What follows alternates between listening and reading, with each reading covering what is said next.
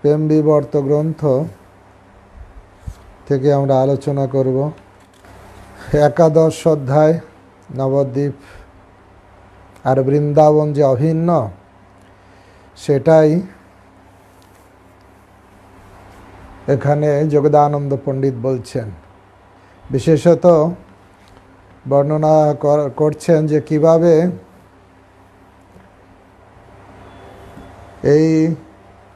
সেই বৃন্দাবন ও এই নদিয়া, বৃন্দাবনটাই হচ্ছে নবদ্বীপ। বৃন্দাবন আর নবদ্বীপের ভিতরে কোনো পার্থক্য নেই।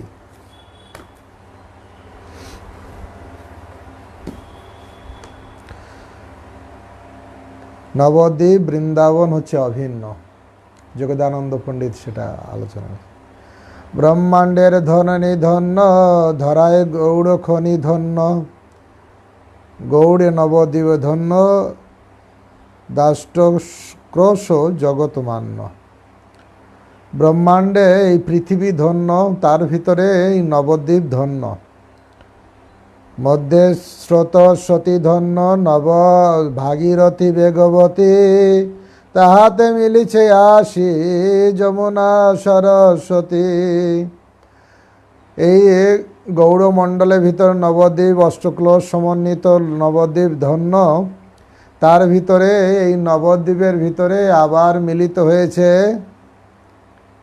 ভাগীরথী গঙ্গা নদী, তার সঙ্গে মিলিত হয়েছে যমুনা এবং সরস্বতী,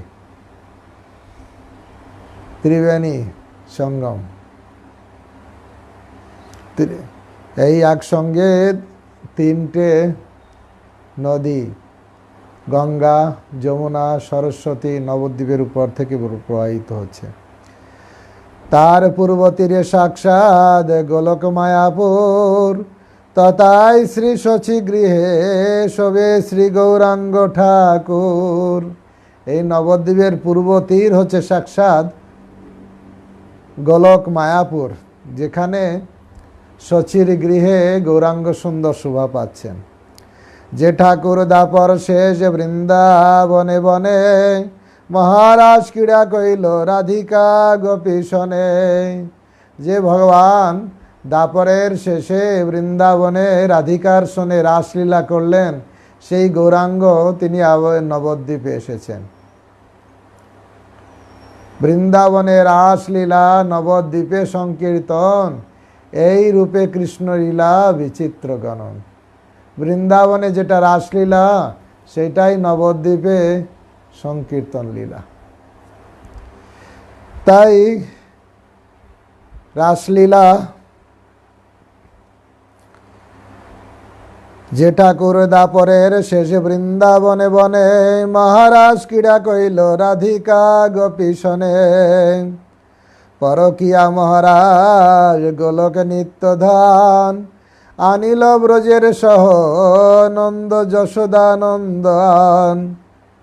জয় জল রস সর্বরস সার, পরকিয়া ভাবে যাহা ব্রজেতে প্রচার।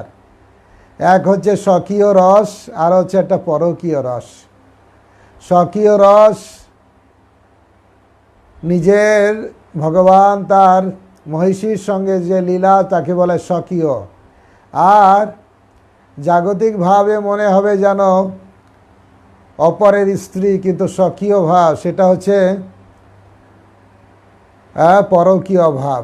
সেটা উন্নত ব্যাখ্যা আছে, লোকেরা বুঝতে পারে না, তাই ভগবানের রাসলীলাটাকে জাগতিক অবৈধ মেলামেশার সঙ্গে তুলনা করে। ভগবান হচ্ছে যে লীলা বৃন্দাবনে করেছেন সর্ব উত্তম লীলা। জয় জল রস সর্বরস সার, পরকীয়া ভাবে যাহা। স্বকীয় ভাবের থেকে পরকীয়া রস আরও উন্নত রস, আর সেই লীলা তিনি বৃন্দাবনে আস্বাদন করেছেন। পরকীয়া মহারাজ গোলকে নিত্যধান। পরকীয়া রস মানে যেখানে ভগবান কৃষ্ণ তার অন্যান্য গোপীদের তিনি আহ্বান করেছেন। ললিতা, বিশাখা, চিত্রা, চম্পকলতা, রাধারানী সবাইকে আহ্বান করেছেন পরকীয়া রস আস্বাদন করার জন্য মধুর বৃন্দাবনে। যেখানে বংশীধ্বনি করেছেন, আর গোপীরা প্রত্যেকেই শুনতে পেয়েছে আমার নাম ধরে কৃষ্ণ ডাকছেন। শারদীয় রাস পূর্ণিমার দিনে ভগবান বংশীধ্বনির মাধ্যমে সবাইকে আহ্বান করেছেন, সবার সঙ্গে গোপীদের সঙ্গে মহারাস লীলা করেছেন। আর সেই রাসলীলা বৃন্দাবনে আর নবদ্বীপের সংকীর্তন কোনো প্রভেদ নেই। বৃন্দাবনে রাস, নবদ্বীপে সংকীর্তন, এই রূপে কৃষ্ণলীলা বিচিত্র গণন। সেই কৃষ্ণ নবদ্বীপে সংকীর্তন। সেই ঠাকুর আবার নিজের যোগ মায়াপুর প্রপঞ্চে আনিল গৌড়ে রসাশ্বাস সুচতুর। সেই কৃষ্ণ তিনি আবার গৌর দেশে নবদ্বীপ ধামে তিনি প্রকট হলেন গৌর রূপে। সেই কৃষ্ণ অভিন্ন। গৌর অবতারের হেতু কি? কেন কৃষ্ণ অবতীর্ণ হয়েছিলেন? শ্রীকৃষ্ণ লীলায় বাঞ্ছাত্রয় না হইল পূরণ, শ্রী গৌর লীলায় পূর্ণ কইল সে সুখ সাধন। বৃন্দাবনে যে তিনটে ইচ্ছা পূরণ হলো না, সেই তিনটে ইচ্ছা নবদ্বীপে গৌর রূপে এসে সেই তিনটে ইচ্ছা ভগবান কৃষ্ণ পূরণ করলেন। শ্রীকৃষ্ণ লীলায় বাঞ্ছা ত্রয় না হইল পূরণ, শ্রী গৌর লীলায় পূর্ণ কইল সে সুখ সাধন। সেই সুখ, সেই রস আস্বাদন করলেন নবদ্বীপে এসে। মরে প্রণয় করি রাধা পায় কি বা সুখ, মর মাধুর্য আস্বাদনে রাধার কত যে কৌতুক। প্রথম হচ্ছে মরে প্রণয় করি রাধায়, রাধা পায় কি বা সুখ।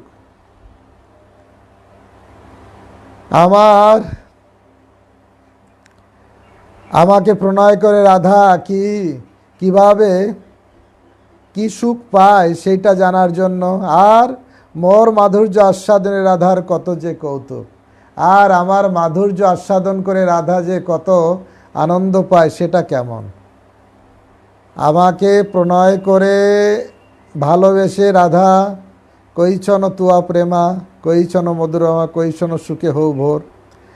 আর আমার অনুভবে রাধার সৌখ্য কি প্রকার,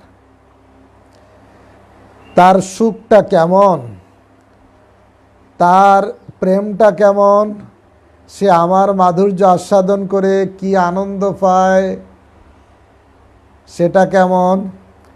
আর না, আমার মাধুর্য আস্বাদন করে আমার ভিতর যে মাধুর্য আছে সেই মাধুর্যটা কেমন, যেটা রাধারানী আস্বাদন করে, সেই আমার ভিতর কৃষ্ণ ভাবছেন আমার ভিতর যে মাধুর্য আছে সেই মাধুর্য কেমন এটা আমি জানি না। আমাকে ভালোবেসে রাধা ভালোবাসে, সেই ভালোবাসার ভাবটা কেমন, আর আমার অনুভবে রাধার সুখটা কেমন। আমাকে ভালোবেসে রাধার ভিতর যে সুখ হয় সেই সুখটা কেমন। আচার্যরা আরও ব্যাখ্যা করছেন, কৈছন তুয়া প্রেমা, কৈছন মধুরিমা, কৈছন সুখে হৌ ভোর। কৈছন তুয়া প্রেমা, রাধারানীর প্রেম কেমন, কৃষ্ণের ভিতর যে মাধুর্য আছে যা রাধারানী আস্বাদন করে সেটা কেমন, আর কৃষ্ণকে আস্বাদন করে রাধারানীর যে সুখ পায় সেই সুখটা কেমন।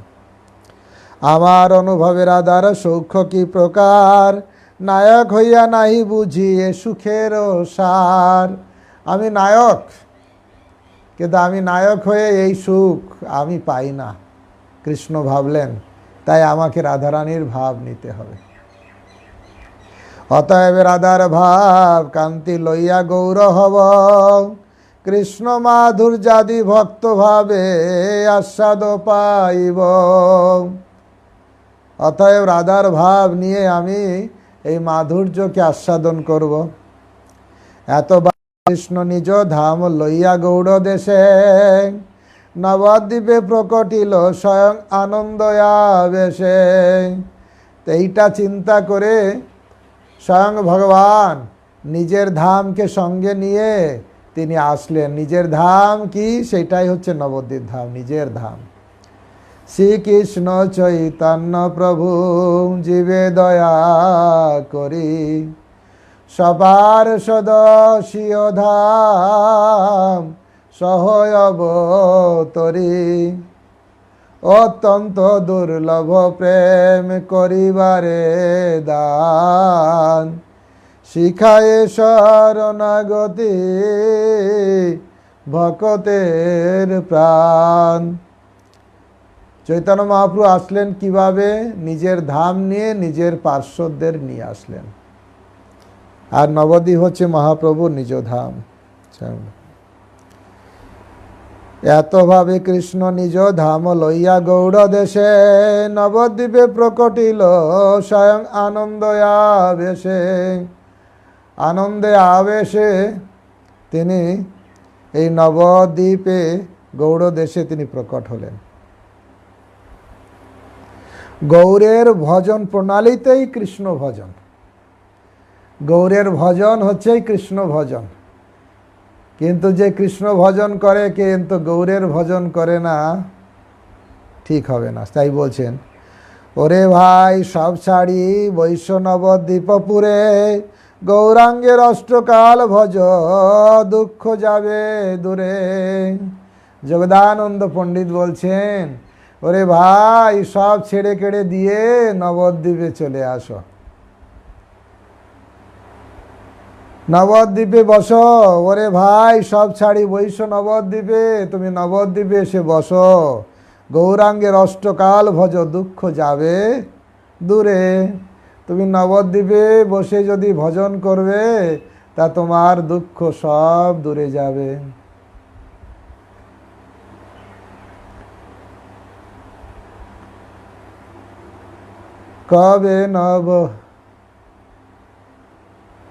কবে নবদ্বীপে সুরধ্বনি তটে হা গো নিত্যানন্দ। কবে নবদ্বীপে সুরধ্বনি তটে গৌর নিত্যানন্দ বলি নিষ্কপটে, নাচিয়া গাহিয়া বেড়াইব ছুটে বাতুলের প্রায় ছাড়িয়া বিচার।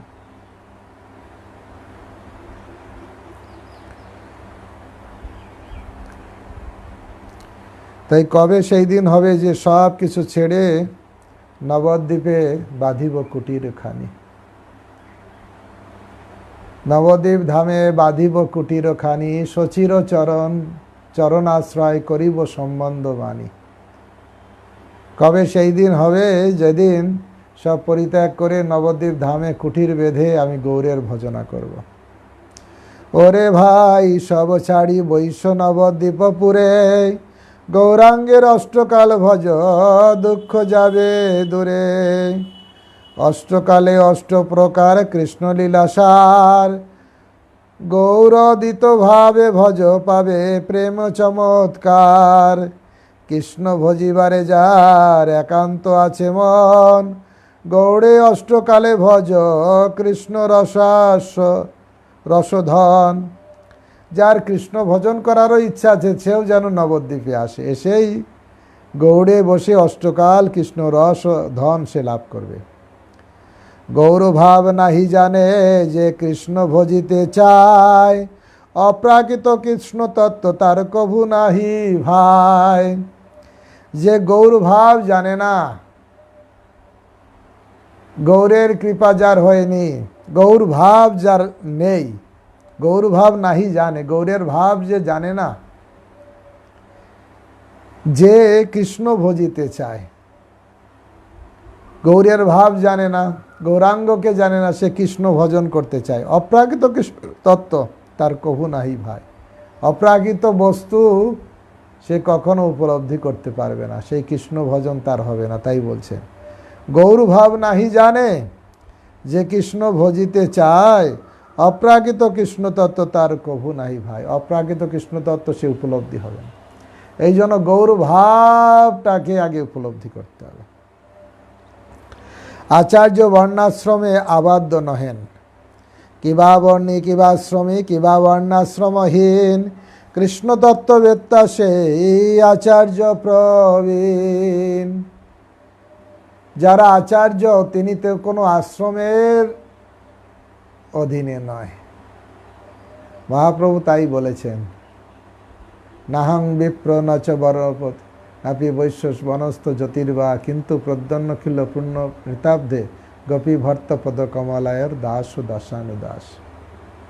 দাসের দাস, আমি হচ্ছে কৃষ্ণের দাস। যারা শুদ্ধ ভক্ত তারা না ব্রাহ্মণ, না ক্ষত্র, না বৈশ্য, না শূদ্র, ব্রহ্মচারী, গৃহস্থ, বানপ্রস্থ, সন্ন্যাসী এই ভাবে ভাবিত না থেকে অন্তরে সে কৃষ্ণ চিন্তাতে বিভোর থাকে, এই বর্ণাশ্রমের অধীন থাকেন না।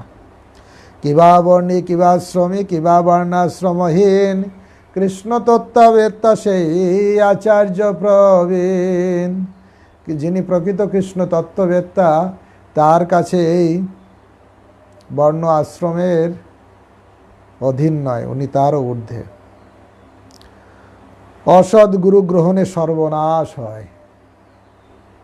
আসল কথা ছেড়ে ভাই বর্ণে যে করে আদর, অসৎ গুরু করি তার বিনষ্ট পূর্বপর। কেউ যদি মনে করে এই বর্ণ আদর করে, কোন দেশের গুরু, ইন্ডিয়ান গুরু না বিদেশি গুরু, কোন আশ্রমের গুরু, ব্রাহ্মণ গুরু না শূদ্র গুরু, কি এই সব যারা বর্ণে এইগুলো বিচার করে, এভাবে জগদানন্দ পণ্ডিত বলছেন আসল কথা ছেড়ে ভাই বর্ণে যে করে আদর। আসল কথা হচ্ছে কৃষ্ণ তত্ত্ববেত্তা।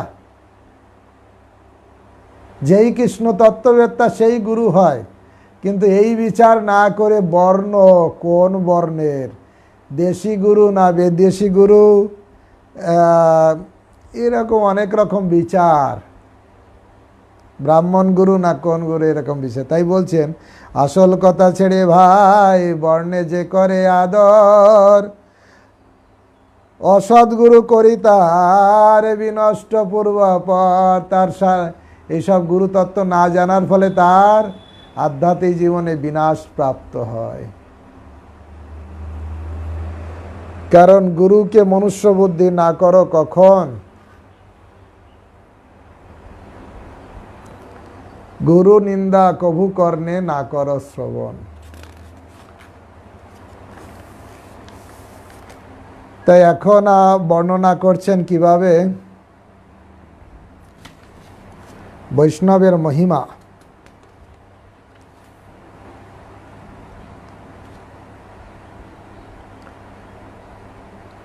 জলময় তীর্থ মৃত শিলাময় মূর্তি, বহুকালে দেয় জীব হৃদে ধর্ম স্ফূর্তি। কেউ যদি মনে করে তীর্থ হচ্ছে জলের মতো, জলটাই হচ্ছে তীর্থ আর মৃত শিলা সেটাই মূর্তি, তাহলে তার হৃদয়ে কৃষ্ণ স্ফূর্তি হতে অনেক সময় লাগবে। কৃষ্ণ ভক্ত দেখি দূরে যায় সর্ব অনর্থ, কৃষ্ণ ভক্তি সমুদিত হয় পরমার্থ। তাই এই তীর্থে রত হয়ে বা বিগ্রহ প্রতিরত না হয়ে বলছে বিশেষ করে বৈষ্ণবের দর্শনে বেশি আকাঙ্ক্ষিত হতে হবে। কারণ বৈষ্ণবের দর্শন করা মাত্রেই সমস্ত অনর্থ যায় এবং পরমার্থ লাভ হবে। তোমার হৃদয়ে সদা গোবিন্দ বিশ্রাম, গোবিন্দ কয় হেন মম বৈষ্ণব পরাণ। তোমার হৃদয়ে সদা গোবিন্দ বিশ্রাম, বৈষ্ণবের হৃদয়ে গোবিন্দ বিশ্রাম। আর গোবিন্দ বলেন যে বৈষ্ণব আমার প্রাণ।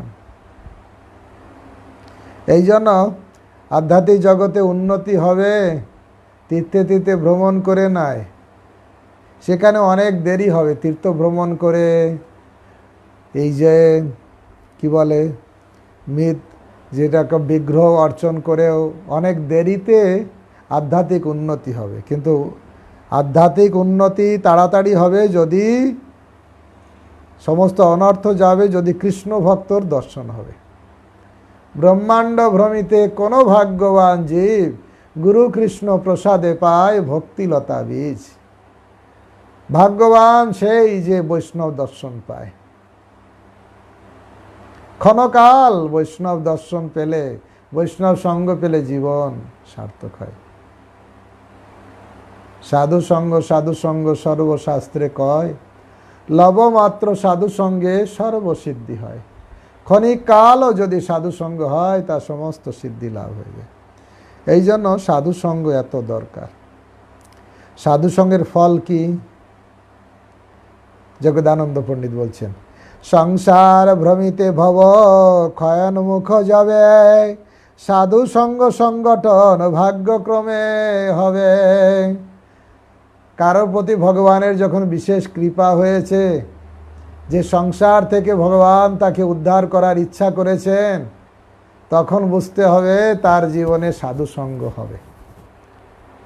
সংসার যখন সংসারটা ক্ষয়নমুখ হবে, সংসার ত্যাগ করার সময় হয়েছে, সংসারে অনাসক্তি হওয়ার সুযোগ হয়েছে, তার কপালে এসে সাধুসঙ্গ জুটে যাবে, তার কপাল। এই জন্য সবাই কিন্তু একটু সাবধান থাকবেন, সাধুসঙ্গতে একটু ভয় পাবেন, কারণ বেশি সাধুসঙ্গ করলে সংসারে আসক্তিটা কেটে যাবে। সেই জন্য ভেবে জেনে সাধুসঙ্গ করবেন। বেশি সাধুসঙ্গ করতে যাবেন, মহা মুশকিল হয়ে যাবে। কি মুশকিল হবে? সংসারের আসক্তিটা চলে যাবে, সংসার উন্নতির দিকে মানসিকতা না গিয়ে সেদিকে কি হবে? কৃষ্ণ সেবার মানসিকতা এসে যাবে। সেই জন্য সাবধান, সাধুসঙ্গ একটু রয়ে শুয়ে দেখবেন যেন বেশি সাধুসঙ্গ হলে সংসারের ক্ষয়নমুখ। সেই জন্য বলছে সংসার ভ্রমিতে ভব ক্ষয়নমুখ যাবে। যখন সংসার দেখছেন ক্ষয়নমুখে হয়েছে, সাধুসঙ্গ সংগঠন ভাগ্যক্রমে হবে, তখনই সাধুসঙ্গ আসবে। এই জন্য বেশি কি বলে নেট সার্চ করে করে সাধু কোথায় হরিকথা বলছে সেই শোনার যদি প্রচেষ্টা করেন, বুঝতে হবে যে সংসার ক্ষয়নমুখ অবস্থা। সাধুসঙ্গ ফলে কৃষ্ণে সর্বেশ্বরে, ভাবোদয় হয় ভাই জীবের হৃদয়ে। সাধুসঙ্গ হলে কি হয়? সাধুসঙ্গ ফলে কৃষ্ণে সর্বেশ্বরে, পরমেশ্বর ভগবান অনাদির আদির গোবিন্দ সর্বকারণ কারণম, তার প্রতি ভাবের উদয় হবে, ভাবোদয় হবে জীবের অন্তরে। যিনি সর্বেশ্বর, অনাদির আদির গোবিন্দ সর্বকারণ কারণম, তার প্রতি ভাবের উদয় হবে। তুচ্ছ বস্তুর প্রতি ভাবোদয় কেটে যাবে। সাধুসঙ্গ হলে কৃষ্ণের প্রতি ভাবের উদয় হবে, কৃষ্ণের প্রতি ভালোবাসা বেড়ে যাবে।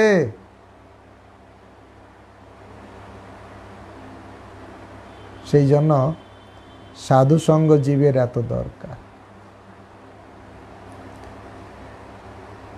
পরমেশ্বর ভগবান সর্বকারণ কারণম, অনাদির আদির গোবিন্দ, তার প্রতি ভাবের উদয় হবে, তার প্রতি আকর্ষণ বেড়ে যাবে, তাকে সবসময় দেখার ইচ্ছা হবে। সাধুসঙ্গের এইগুলো ফল।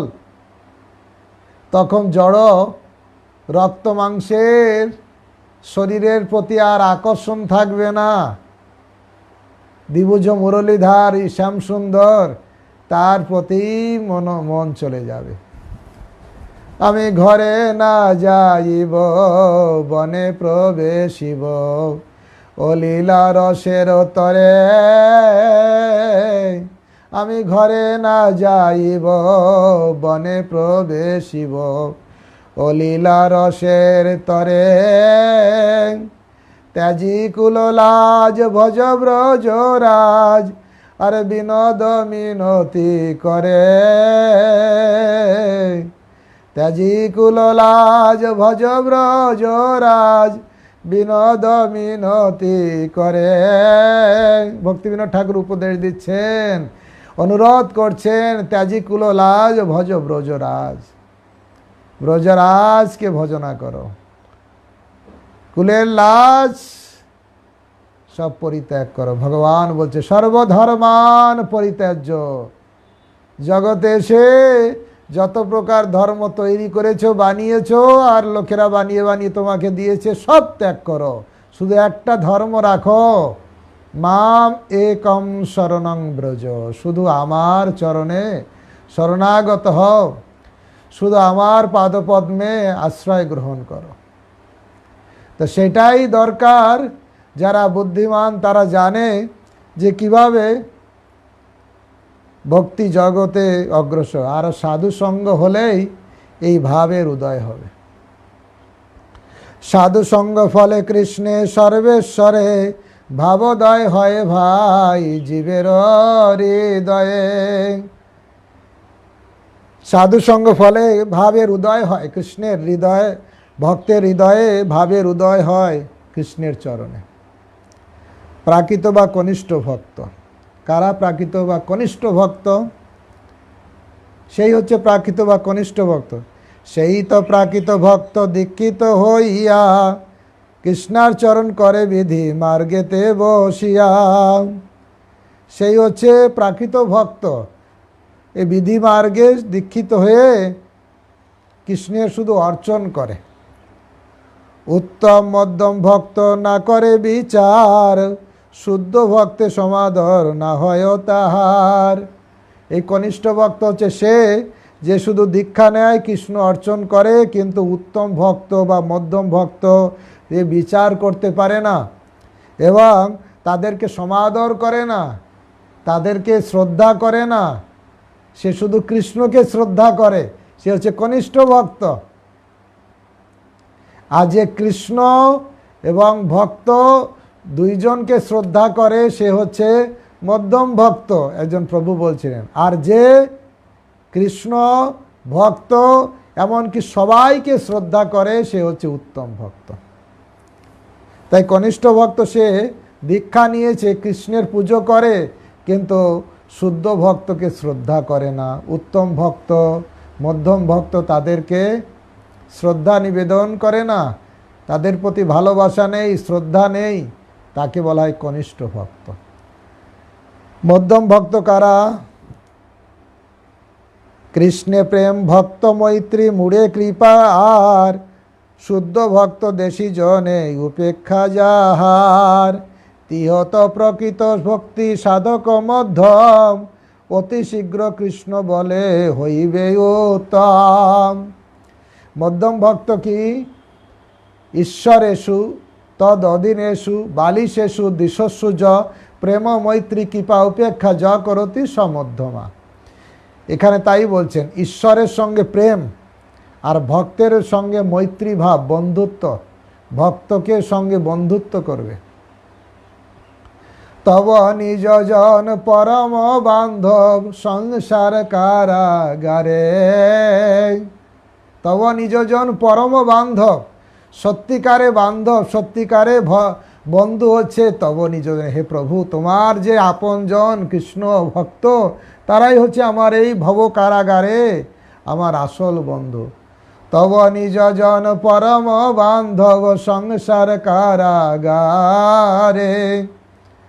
আর বৈষ্ণব, আর এক জায়গায় ভক্তিবিনোদ ঠাকুর লিখছেন, বৈষ্ণব দেখিয়া পড়িব চরণে হৃদয়ের বন্ধু জানি। বৈষ্ণব দেখে চরণে পড়তে হবে, তার মাথায় উঠতে হবে না, তার চরণে একদম পড়ে যেতে হবে। দণ্ডবৎ, দণ্ডবৎ, একদম লাঠি যেমন পড়ে যায় একদম দণ্ডের মতন। বৈষ্ণব দেখি পড়িব চরণে হৃদয়ের বন্ধু জানি। আর বৈষ্ণব ঠাকুর প্রভুর কীর্তন দেখাইবে দাস মানি। বৈষ্ণব ঠাকুর আমাকে কি করে? যখন দেখে যে আমি তার দাস হয়েছি, বৈষ্ণব তো কৃষ্ণকে দর্শন করেন, কৃষ্ণ লীলা তার সদা হৃদয়ে স্ফূর্তি হয়, তখন আমি যখন তার চরণে পড়ি তখন আমাকে দাস, তার দাস মনে করে।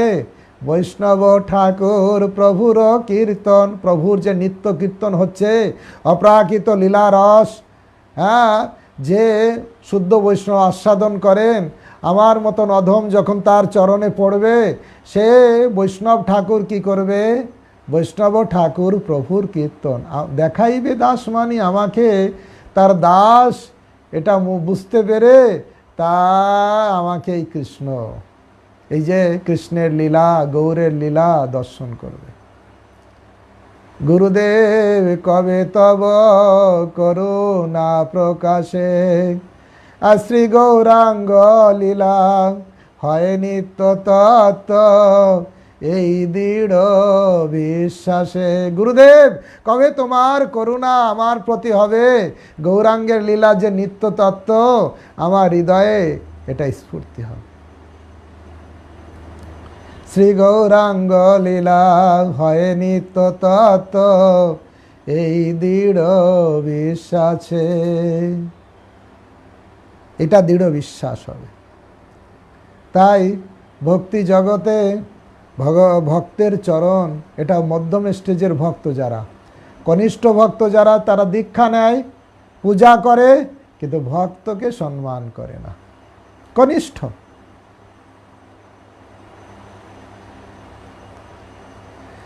মধ্যম হচ্ছে কৃষ্ণের সঙ্গে প্রেম, ভক্তের সঙ্গে ভালোবাসা, আর অজ্ঞকে কৃপা, আর বিদ্বেষীকে উপেক্ষা। হরে হরে।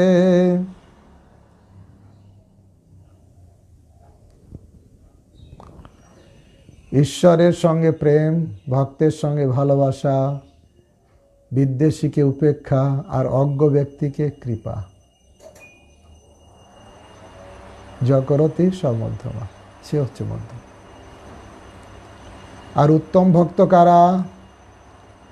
উত্তম ভক্ত হচ্ছে সর্বভূতে সৃজন, ভগবানের সর্বভূতে করেন দর্শন। উত্তম ভক্তর লক্ষণ হচ্ছে সব জায়গায় কৃষ্ণকে দেখেন। শত্রু মিত্র বিষয়েতে নাহি রাগদ্বেষ, শত্রুর সঙ্গেও বিদ্বেষ নেই, মিত্রের সঙ্গেও খুব অনুরাগ নেই। তেহ ভাগবতম এই গৌড় উপদেশ। এই হচ্ছে গৌড়ের উপদেশ, যে যিনি সব জায়গায় সব কিছুর ভিতরে ভগবানকে দেখে। স্থাবর জঙ্গম দেখে, না দেখে তার মূর্তি, সর্বত্র হয় তার ইষ্টদেব স্ফূর্তি। যাহা যাহা নেত্র পরে তাহা কৃষ্ণ স্ফুরে। যেখানে যেখানে যা কিছু দেখে, সব কিছুর ভিতরে সে কৃষ্ণকে দেখতে পায়। এ হচ্ছে উত্তম ভক্ত। নিন্দাদি শূন্য হৃদি মিপ্সসী সঙ্গলব্ধা। উপদেশামৃততে রূপ গোস্বামী বলছে, যাদের হৃদয় নিন্দাদি শূন্য, কারো প্রতি নিন্দা করে না, ভক্ত কারো নিন্দা করে না, কারো নিন্দা নাহি করে, কৃষ্ণ কৃষ্ণ বলে, অজয় চৈতন্য সেই যিনি বেক হেলে। নিন্দা নাই নিত্যানন্দ সেবকের মুখে, অহর্নিশি গৌরাঙ্গের গুণ গায় সুখে। যারা নিন্দাদি শূন্য হৃদি মিপ্সসী, কারো শত্রুকেও নিন্দা করে না, শত্রুর আঘাতেও সে তার প্রতিশোধ নেওয়ার চিন্তা করে না। ভাগবতমে আজকে আমরা পড়ছিলাম, হ্যাঁ, সেখানে বর্ণনা করছেন সৌমিক ঋষি, বলছেন যারা শুদ্ধ ভক্ত, তারা কেউ যদি তাদের মারে কাটে, তবুও কখনো তার প্রতিশোধ নেওয়ার চিন্তা করে না। ভক্ত কেন? কারণ ধর্ম যখন বৃষবেশ ধারণ করে এসেছেন, পরীক্ষিত মহারাজ জিজ্ঞাসা করছে, তোমার এই অবস্থা কে করলো? তোমার 3 পা কে ভেঙে দিল? কে তোমার 3 পা ভেঙে দিল? তারপরে ধরিত্রী মাতা গাভী রূপ ধারণ করেছে, তিনিও কষ্ট পাচ্ছেন, জিজ্ঞাসা করছেন কে তোমাদের এই কষ্ট? তখন বিশ্বরূপী ধর্ম বলছেন, অনেকে অনেক কিছু বলে, কিন্তু আসলে এর কারণ, এই কষ্টের কারণ অন্য কেউ নয়। তো এখানে কেন উনি কারো দোষ দিতে চাননি? কেন কারো দোষ দিয়ে, যদিও জানতেন যে কলি হচ্ছে তার দুঃখের কারণ, তবু দোষ দিতে চাননি কেন? সেখানে বলছেন যে দোষ করেছে, আর সেই দোষ এটা কি বলে, ঢাক পিটিয়ে সবার কাছে যে কি বলে বিতরণ করে, সবাই একই দোষে দোষী। গৌরকৃষ্ণ মহারাজ বলছিলেন, একটা বিষ্ঠা আছে, সেই বিষ্ঠা পড়ে আছে, কেউ যদি এই লাঠি নিয়ে ওই বিষ্ঠাটা লাগালো লাঠিতে আর সবার গায়ে গায়ে লাগালো। আরও কত খারাপ, ওই বিষ্ঠাটা সবার গায়ে চলে গেল। বিষ্ঠা এক জায়গায় ছিল, সেখানে ছিল।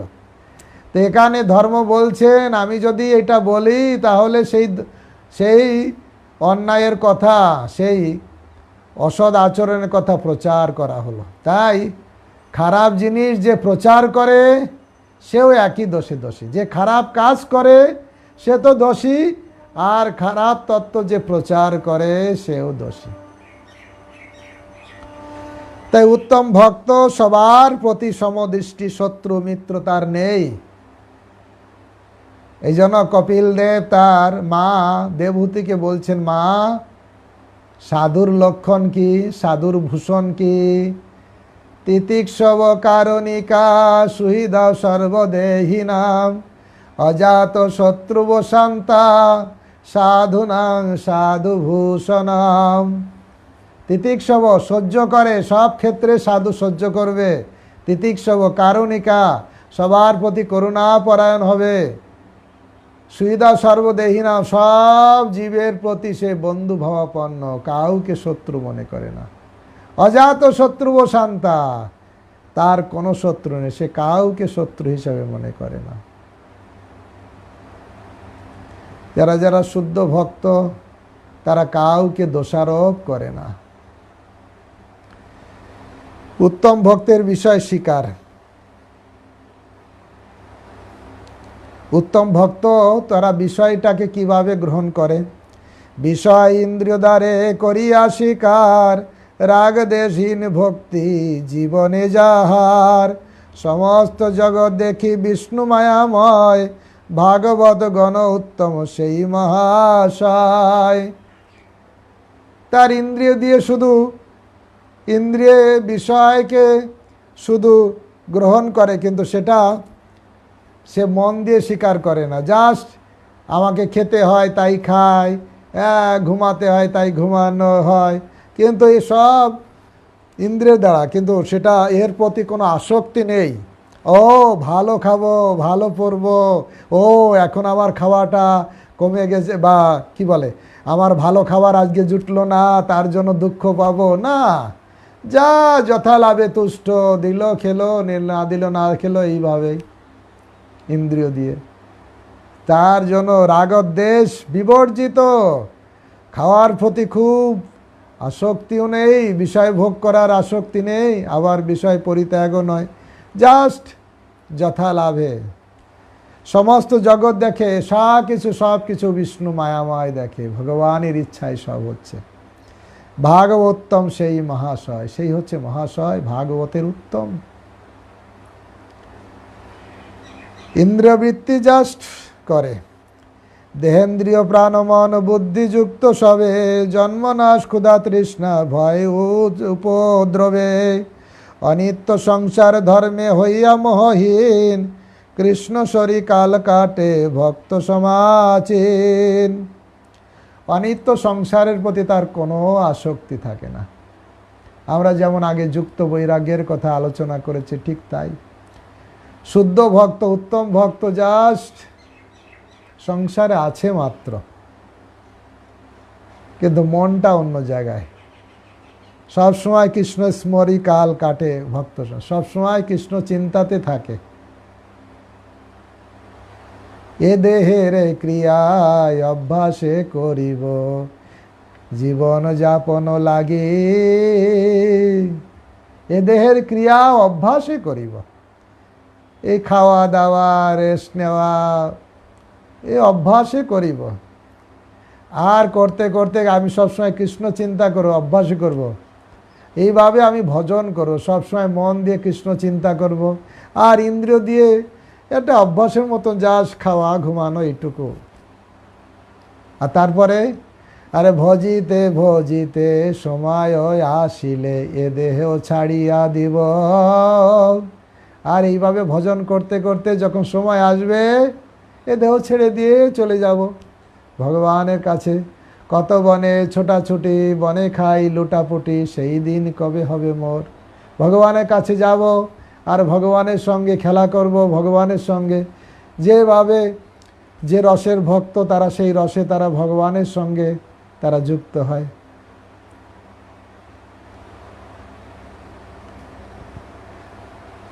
ভজিতে ভজিতে সময় আসিলে এ দেহ ছাড়িয়া দিব, এ দেহের ক্রিয়ায় অভ্যাসে করিব জীবন যাপন লাগে।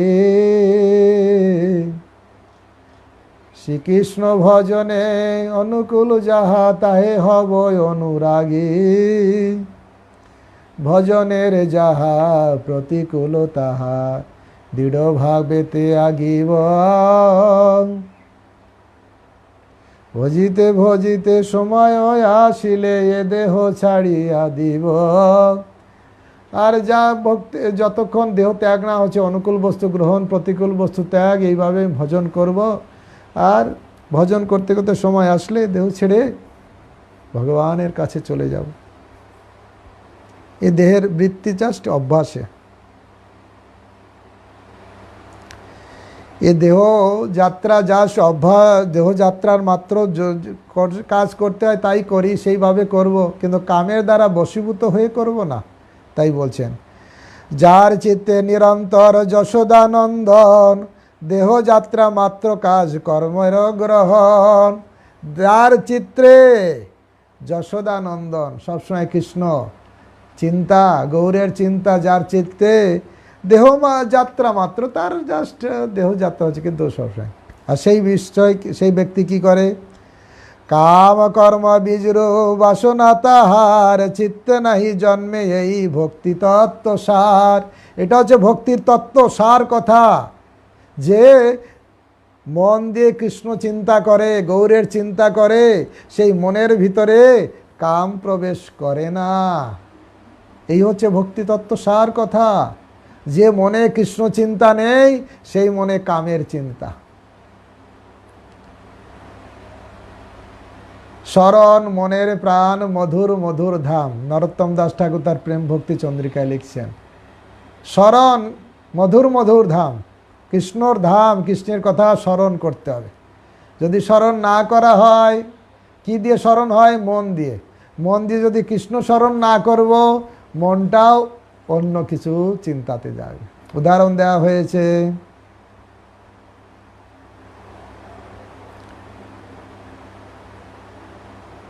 মানুষ যখন বেঁচে থাকে তখন স্মরণ মনের প্রাণ, যখন তার প্রাণ শক্তিটা থাকে তখন ভালো থাকে, কেউ ওই পোকামাকড় তাকে ধরে টেনে নিতে পারে না। কিন্তু এই দেহ থেকে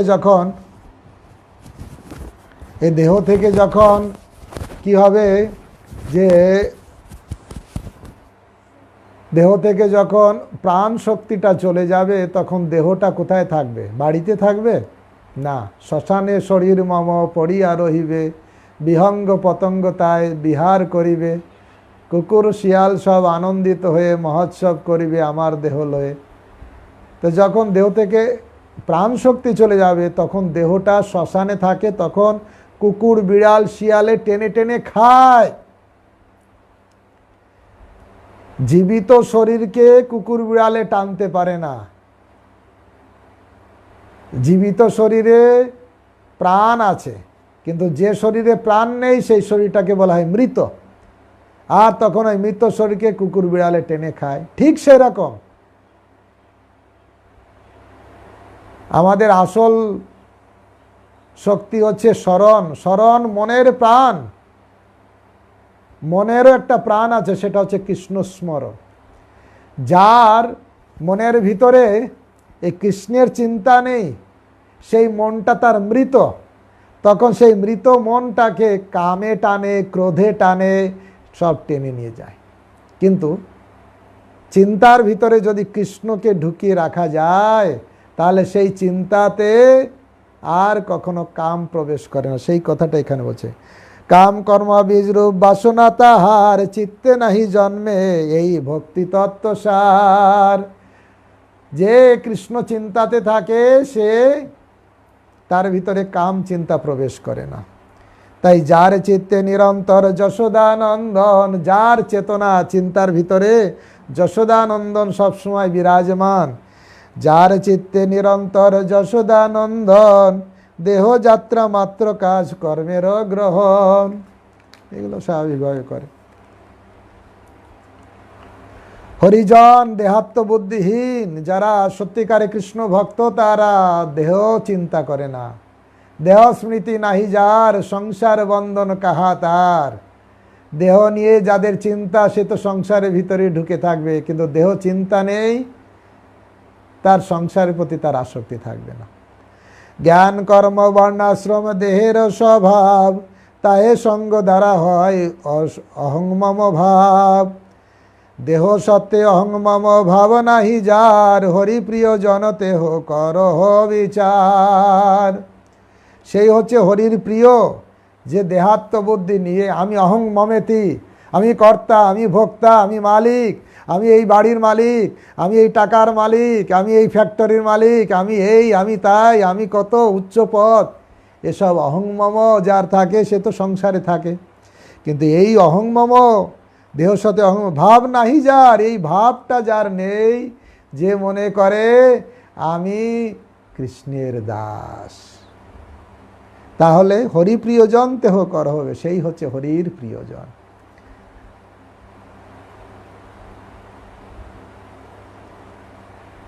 অহংকার বিমূঢ়াত্মা কর্তা অহং ইতি মন্যতে। অহংকার বিমূঢ়াত্মা কর্তা অহম, আমি অহম কর্তা, অহম মালিক, অহম ভোক্তা চ, আমি সব মালিক ভোক্তা সব আমি।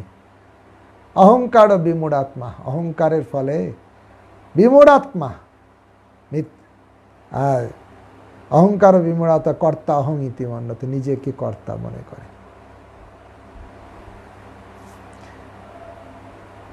যে এই ভাব নেই যার, সেই হরির প্রিয়জন।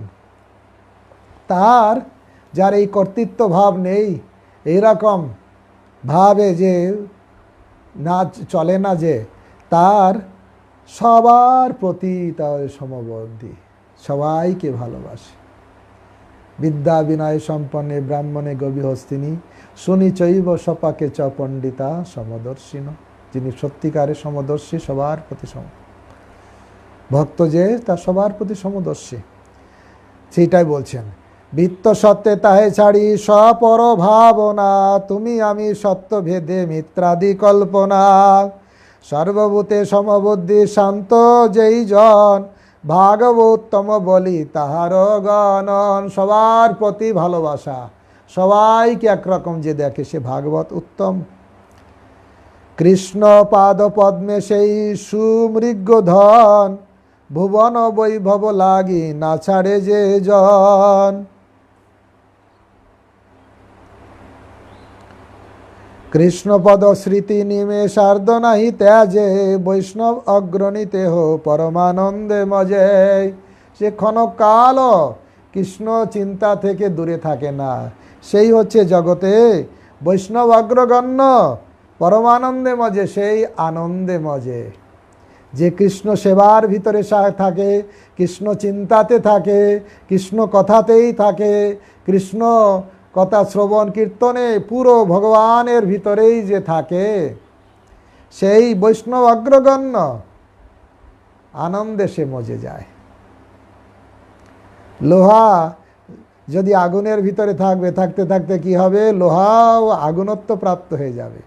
তা সেই জন্য বৈষ্ণব অগ্রগণ্য যে সব সময় কৃষ্ণ চিন্তা, কৃষ্ণের সেবা কি করব, কৃষ্ণের অর্চন কি করব, কৃষ্ণের পূজা কোনটা করব, কৃষ্ণের জন্য কি ভোগ লাগাবো, কৃষ্ণ কি করলে কৃষ্ণ খুশি হয়, এইভাবে সব সময় কৃষ্ণের চিন্তাতে যে বিভোর থাকে, সেই বৈষ্ণব অগ্রগণ্য পরমানন্দে থাকে, সব সময় দিব্য আনন্দে থাকে।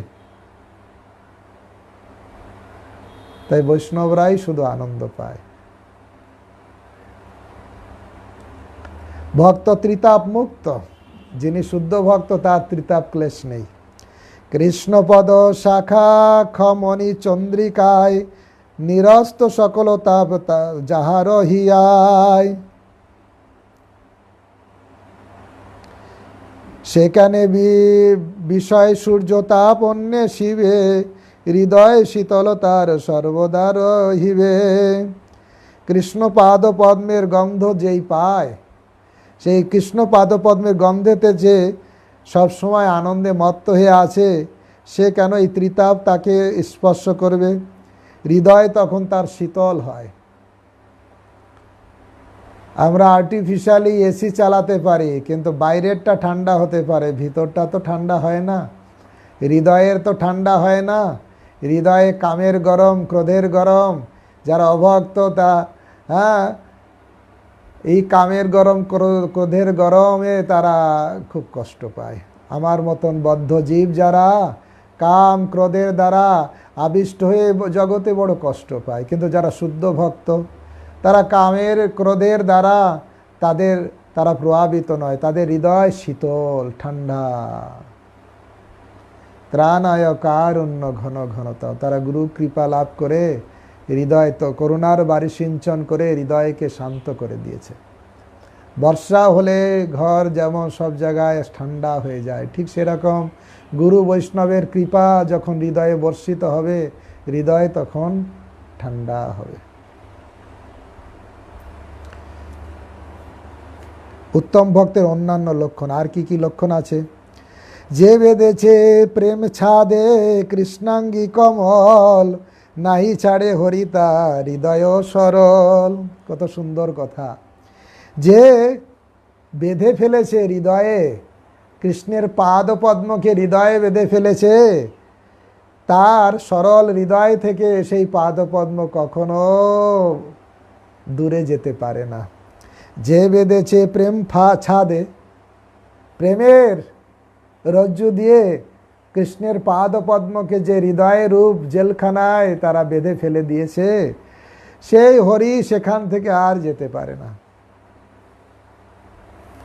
কারাগৃহে বস সদা হৃদয়ে মদিয়ে, মদ ভক্তি পাশ ও দৃঢ় বন্ধন। আমার ভক্তিরূপ রজ্জু দিয়ে তোমাকে বেঁধে ফেলেছি, আর তুমি আমার হৃদয়রূপ কারাগারে তুমি চিরকাল আবদ্ধ থাকো। যে বেঁধেছে প্রেম ছাদে কৃষ্ণাঙ্গী কমল, কৃষ্ণের পাদ পদ্মকে যে বেঁধে ফেলেছে, নাই ছাড়ে হরি তার হৃদয় সরল, সেই হরি কখনো তার হৃদয় থেকে চলে যায় না। হরিকে হৃদয়ে আবদ্ধ করতে হবে। প্রেম ফাঁদে, প্রেম রজ্জু দিয়ে হৃদয়ে হরিকে আবদ্ধ করে নিতে হবে। অবশেও যদি মুখে স্ফুরে কৃষ্ণ নাম, ভাগবতম সেই সর্বকাম। অবশেও সুবক স্বামী গুরু মহারাজ বলেন, আমি যে উন্নত হয়েছি তা কিভাবে প্রমাণ হবে? আমি যখন নিরিবিলি থাকি তখন কি স্বতঃস্ফূর্তভাবে কৃষ্ণ চিন্তা মনে আসে, না ছেলের কথা, মেয়ের কথা, টাকার কথা, অন্য কথা চিন্তা হয়? লোকের সামনে তো আমি দেখাতে পারি আমি বড় ভক্ত, তখন লোককে দেখাতে হবে, কিন্তু নিরিবিলি একা থাকলে, নিরালা নিরিবিলি কি স্বতঃস্ফূর্ত কৃষ্ণের চিন্তা হয়? কৃষ্ণের চরণ চিন্তা হয়, কৃষ্ণের মুখপদ্ম চিন্তা হয়, কৃষ্ণের লীলা বিলাস চিন্তা হয়। তাই বলছেন অবশেও যখন নিরিবিলি অবশে নিরালায় জায়গায়, অবশেও যদি মুখে স্ফুরে কৃষ্ণ নাম, স্বতঃস্ফূর্ত যদি কৃষ্ণ নাম স্ফুরেন। যেমন অর্জুনের হতো, শুয়ে থাকলেও মুখে সবসময় হরে কৃষ্ণ কৃষ্ণ কৃষ্ণ হরে হরে, হরে রাম রাম রাম হরে হরে, কৃষ্ণ কৃষ্ণ কৃষ্ণ, সবসময় মুখে তার কৃষ্ণ নাম হতো। মহারাজ ব্যাখ্যা করছিলেন যে অর্জুন শুয়ে থাকতেন, কৃষ্ণ পাহারা দিতেন। কৃষ্ণ কি না করেছে ভক্তের জন্য? পাহারা দিতেন আর রাত্রে দেখতেন, অর্জুন শুয়ে আছে, তার কাছে যে দেখতেন তার প্রত্যেক লোমকূপ দিয়ে কৃষ্ণ কৃষ্ণ কৃষ্ণ কৃষ্ণ কৃষ্ণ কৃষ্ণ, সব সময় কৃষ্ণ নাম উচ্চারিত হচ্ছে। অবশেষ যদি মুখে স্ফুরে কৃষ্ণ নাম, ভাগবতম সেই সর্বকাম। স্বধর্মের গুণদোষ বুঝিয়া যে জন, সর্বধর্ম ছাড়ি ভজে কৃষ্ণের চরণ। সব কিছু ছেড়ে যে কৃষ্ণের চরণ ভজে, সেই উত্তম। সেই তো উত্তম ভক্ত, কেহ তার সম না আছে জগতে আর। ভাগব উত্তম। সমস্ত ধর্ম, দেশ ধর্ম, জাতি ধর্ম, সমাজ ধর্ম, পতি ধর্ম, স্ত্রী ধর্ম, সব ধর্ম পরিত্যাগ করে কায় মনোবাক্যে যে কৃষ্ণের চরণ ভজনা করে সেই হচ্ছে সর্বোত্তম, জগতে তার সমান আর কেউ নেই। কৃষ্ণের স্বরূপ আর নামের স্বরূপ, ভক্তের হৃদয়ে আর ভক্তির স্বরূপ। কৃষ্ণের স্বরূপ, নামের স্বরূপ, ভক্তের হৃদয় স্বরূপ, ভক্তির স্বরূপ। জানিয়া ভজন করে যেই মহাজন, তার তুল্য নাহি কেহ বৈষ্ণব সুজন। সেই হচ্ছে সর্বশ্রেষ্ঠ বৈষ্ণব, যে এই তত্ত্বগুলো জানে। কে? কৃষ্ণের স্বরূপ জানে, নামের স্বরূপ জানে, ভক্তের স্বরূপ, ভক্ত কত মাহাত্ম্যপূর্ণ ওটা জানে, আর ভক্তি যে কত মাহাত্ম্যপূর্ণ, কৃষ্ণ আকর্ষণী চ, ভক্তি কৃষ্ণকেও আকর্ষণ করে, এই চারটে তত্ত্ব যে ভালো করে জানে। কৃষ্ণ তত্ত্ব, নাম তত্ত্ব, ভক্ত তত্ত্ব আর ভক্তির তত্ত্ব, এই চারটে তত্ত্ব যে জানে সেই হচ্ছে মহাজন। তার তুল্য বৈষ্ণব এই জগতে আর কেউ নেই। কৃষ্ণকে জেনেছে, নাম তত্ত্ব ভালো করে জেনেছে, বৈষ্ণব ভালো করে জেনেছে, বৈষ্ণব গুণ মহিমা উপলব্ধি করতে পেরেছে, বৈষ্ণব কত, আর কি ভক্তি।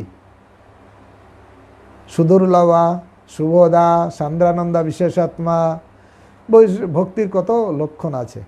কৃষ্ণ আকর্ষণী চ, কৃষ্ণকেও আকর্ষণ করে, এই সব ভক্তির তত্ত্ব যে জানতে পারে, এই চারটে তত্ত্ব যে জানে সেই বৈষ্ণব, সেই সুজন।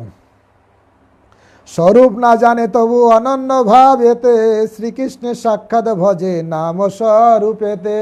কিন্তু এত তত্ত্ব কথা অত ভালো জানে না, কিন্তু কৃষ্ণের নাম খুব করে, জানে নাম, নামৈব কেবলম, এটুকু জানে, যেই নাম সেই কৃষ্ণ ভজ নিষ্ঠা করি, নামের সহিত আছেন আপনি শ্রী হরি, অন্তত এটা জানে।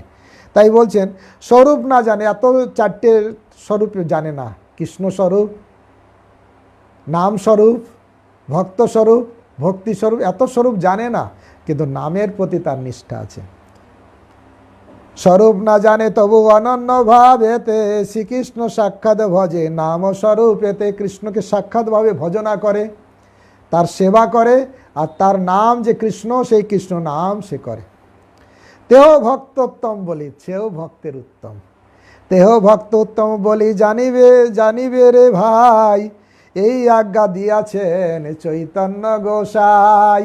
এই কথা গৌরাঙ্গ মহাপ্রভু ঢাক পিটিয়ে পিটিয়ে সবাইকে বলেছে, আরে নাম ভজ, নাম চিন্ত, নাম কর সার, অনন্ত কৃষ্ণের নাম মহিমা অপার। শতভার কোটি কন্যা দান, তবু তো না হয় নামের সমান। যেই নাম সেই কৃষ্ণ ভজ নিষ্ঠা করি, নামের সহিত আছেন আপনি শ্রীহরি। অনেকে অনেক তত্ত্ব কথা জানে না, অত কৃষ্ণ তত্ত্ব, নাম তত্ত্ব, ভক্তি তত্ত্ব অত গূঢ় বিচার নেই, কিন্তু মহাপ্রভু এখানে সহজভাবে দিয়েছেন। কেউ যদি শুধু নাম জানে, অনন্যভাবে ভগবানের নাম করে, হরের নাম হরে নাম, হরে নাম ঐব কেবলম, কলৌ নাস্তেব নাস্তেব নাস্তেব গতির অন্যথা, তাহলে সে ভব নদী পার হয়ে যাবে। এমন হরি নাম কর সার, আরে ভব সাগর হবে বালুচর, হাটিয়া হইবি পার। ধরম করম এ জপ এ তপ, জ্ঞান যোগ জাগ ছাড়। আর নহি নহি নহি কলিতে কেবল, উপায় গোবিন্দ নাম, উপায় গোবিন্দের নাম। নাম নাম নাম ভজ, নাম চিন্ত, নাম কর সার। হরে কৃষ্ণ কৃষ্ণ কৃষ্ণ হরে হরে, হরে রাম রাম রাম হরে।